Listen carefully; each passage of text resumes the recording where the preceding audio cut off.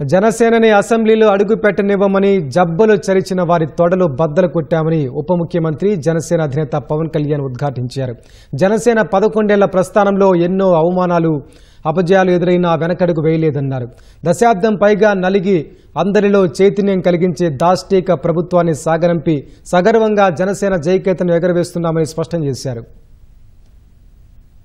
2019లో ఓడిపోయినా ఏమాత్రం వెరవకుండా లక్ష్యం దిశగా ముందడుగు వేసి గెలిచామని ఉప ముఖ్యమంత్రి జనసేన అధినేత పవన్ కళ్యాణ్ అన్నారు. కాకినాడ జిల్లా పిఠాపురం మండలం చిత్రాడలో జయకేతనం పేరిట నిర్వహించిన జనసేన 12వ ఆవిర్భావ సభలో ప్రసంగించిన పవన్ దశాబ్దం క్రితం ప్రజాబలాన్నే నమ్ముకుని ఒంటరిగా రాజకీయ క్షేత్రంలో అడుగుపెట్టారన్నారు.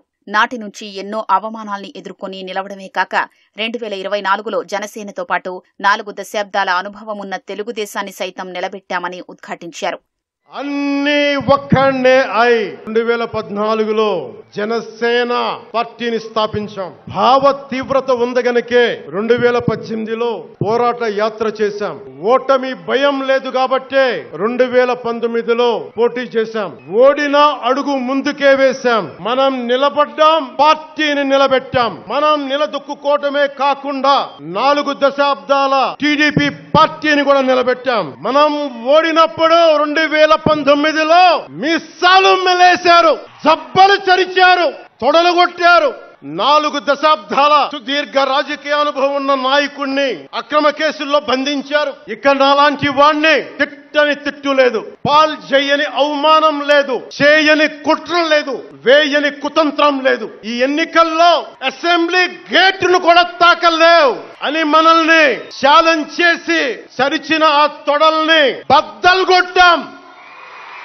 బద్దలు కొట్టి ఆంధ్రప్రదేశ్ అసెంబ్లీలో 21 మంది ఎమ్మెల్యేలతోటి, పార్లమెంటులో 2 ఎంపీలతోటి అడుగు పెట్టాం. రాజకీయాల్లో రాణించడం కోసం తాను సైద్ధాంతిక బలాన్ని ఎంచుకున్నారని పవన్ స్పష్టం చేశారు. కోపం లేని సమాజంలో మార్పు ఎలా వస్తుందని జనసేనాని ప్రశ్నించారు. అన్యాయం జరిగినప్పుడు దానిపై కోపం తెచ్చుకోవాలన్నారు. సమాజ తీరుతెన్నులు ఎలా ఉంటాయని ఆలోచించేటప్పుడు నన్ను బూతులు తిట్టినా, ఆ తిట్టిన వాటిని ప్రసార మాధ్యమాల్లో ప్రసరింపజేసి డిబేట్లు పెట్టి వీళ్ళకి నా జీవితం తప్ప ఇంకేమి లేవా, కనిపించవా అనుకునేవాడిని. అంటే మీరు చెప్పండి, ఒకళ్ళ ఇంట్లో ఆస్తి తగదు, అన్నా చెల్లెల మధ్య ఆస్తి గొడవలు, రాష్ట్రానికి సంబంధమే ఉంది. అసలు ప్రజలు ఆలోచించాల్సింది ముందస్తుగా అసలు ఎన్నికల్లో చేయడానికి డబ్బులు లేని వాళ్ళ దగ్గర ఇన్ని వేల కోట్లు ఎలా వచ్చినాయి. నేను డిగ్రీలు చదివి, పిహెచ్డీలు చదివి నాకు ఉపాధి రాకపోతే వీళ్ళు కేవలం రాజకీయాల్లో వచ్చి 1000 కోట్లు ఎలా సంపాదిస్తారు? దానికోసం వాళ్ళిద్దరు కొట్టుకుంటుంటే అది మనకి ఎలా సమస్య అవుతుంది? ఇది మీరు ఆలోచించాల్సింది. మీకు కోపం రావాలి కదా. అన్యాయం జరిగితే కోపం లేని సమాజంలో మార్పు ఎలా వస్తుంది? అంటే రాజకీయాల్లో ఉండాలంటే 2, పిచ్చి పవర్ హంగ్రీ ఉండాలి, లేదా బలమైన సైద్ధాంతిక బలమన్నా ఉండాలి. వ్యక్తిగా ఎదగాలి, పదవే ముఖ్యం, అధికారమే ముఖ్యం. దానికోసం గుండాల్ని వాడుకుంటాం, మర్డర్లు చేయిస్తాం, 1000 కోట్లు దోచేస్తాం, కులాలని కెలికేస్తాం, రకరకాల విద్వేషాలు రెచ్చగొడతాం, తద్వారా లాభపడతాం అన్నది ఇంకో పద్ధతి. కోడికత్తిని వాడుకుంటాం. నేను అలాంటివి ఎంచుకోలే, సైద్ధాంతిక రాజకీయాన్ని ఎంచుకున్నాను. దశాబ్దంన్నర నలిగి గుండె రగిలి అందరిలోనూ చైతన్యం రగిలించి ఈ రోజున జనసేన జయకేతనం ఎగరవేస్తున్నాం. Registered party to recognised party. It took us a decade plus. తమిళనాడులో జరుగుతున్న భాషా యుద్ధంపైన పవన్ ఘాటుగా స్పందించారు. తమిళనాడులో హిందీ వద్దంటున్నారు. అలాంటప్పుడు అక్కడి సినిమాలు హిందీలోకి డబ్ చేయకూడదన్నారు. హిందీ ద్వారా డబ్బు కావాలి కానీ ఆ భాష వద్దంటే ఎలాగని ప్రశ్నించారు. సంస్కృతాన్ని తిడతారు, హిందీని మీరు రుద్దుతున్నారు, సౌత్లో దక్షిణాదిని అంటారు. అన్ని దేశ భాషలే కదా. తమిళనాడులో హిందీ రాకూడదు అంటుంటే నాకు అనిపించింది మనసులో ఒకటే, అప్పుడు తమిళ సినిమాలను హిందీలోకి డబ్ చేయకండి. డబ్బులేమో హిందీ నుంచి కావాలి, ఉత్తరప్రదేశ్ నుంచి డబ్బులు కావాలి, బీహార్ నుంచి డబ్బులు కావాలి, ఛత్తీస్గఢ్ నుంచి డబ్బులు కావాలి, కానీ హిందీ మాకు వద్దంటే అదే న్యాయం. పనిచేసే వాళ్ళందరూ మనకి బీహార్ నుంచి రావాలి, కానీ హిందీని ద్వేషిస్తానంటే ఎట్లా? ఇవన్నీ మారాలి కదా. అందుకని భాషల్ని ద్వేషించాల్సిన అవసరం లేదు. తెలంగాణ విభజన సమయంలో తెలంగాణ ఇవ్వకపోతే మేము ఈ భారతదేశానికి సంబంధించిన ఒక అన్న స్టేట్మెంట్లు చూసాం, అలాంటి నాయకుల్ని చూసాం. ఆంధ్రాని విభజిస్తుంటే ఆంధ్ర వాళ్ళు మేము ఇక్కడ సంబంధం లేదు, మేము భారతదేశంలో ఉన్నవన్న స్వయం నాయకులు నా దగ్గర అన్నారు. తెలంగాణ ఇవ్వకపోయినా, ఆంధ్ర ఇవ్వకపోయినా, విడగొట్టినా మేము భారతదేశంలోంచి విడిపోతామన్న మాటలు మీరు ఎలా మాట్లాడతారు? అంటే ప్రతి ఒక్కరికి కోపం వచ్చినప్పుడల్లా వేర్పాటువాదం విడిపోమని కాదు, కలిసి పరిష్కారం వెతకమని. డీలిమిటేషన్ జరిగితే పార్లమెంట్ సీట్లు దక్షిణాదికి తగ్గిపోతాయి అంటే అసలు తగ్గుతాయా లేదనేది డిస్కషన్ పెట్టండి.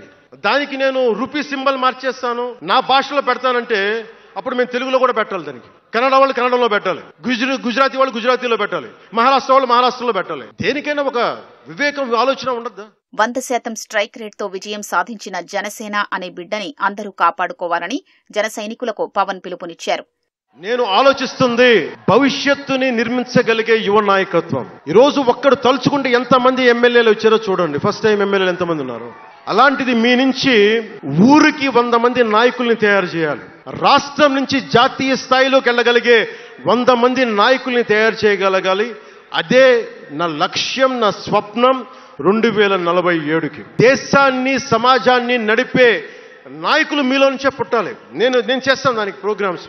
మీరే నా బంధం, మీరే నా అనుబంధం, మీరే ఈ జనసేనానికి రక్త సంబంధం. ఒక దశాబ్దన్నర రాజకీయ ప్రస్థానంలో అలుపెరిగిన పోరాటం చేసిన తర్వాత లభించిన చారిత్రాత్మక విజయం అది. ఈ విజయం పుట్టుకే 100% స్ట్రైకింగ్ రేట్. అందుకే దేశం మొత్తం చూసింది ఆ బిడ్డని మనం కాపాడుకోవాలి. జనసేనాని శిశువు తనని తను కాపాడుకోగలిగే వరకు మనం ఈ బిడ్డని కాపాడితే అది పెరిగి పెద్దయి సమాజాన్ని కాపాడుతుంది, దేశాన్ని రక్షిస్తుంది, విశ్వశాంతికి బాటలు వేస్తుంది. జన సైనికులు మీరు జాగ్రత్తగా ఉన్నంత కాలం మన ఎమ్మెల్యేలు అందరూ బాగుంటారు, మన మంత్రులందరూ బాగుంటారు, నేను కూడా బాగుంటా.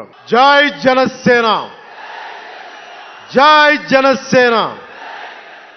ప్రజాక్షేత్రంలో ఎన్నో పోరాటాలు, అవమానాల తర్వాత 100% స్ట్రైక్ రేట్తో విజయం సాధించిన తరువాత నిర్వహించిన తొలి సభ కావడంతో ఆద్యంతం కోలాహలంగా సాగింది.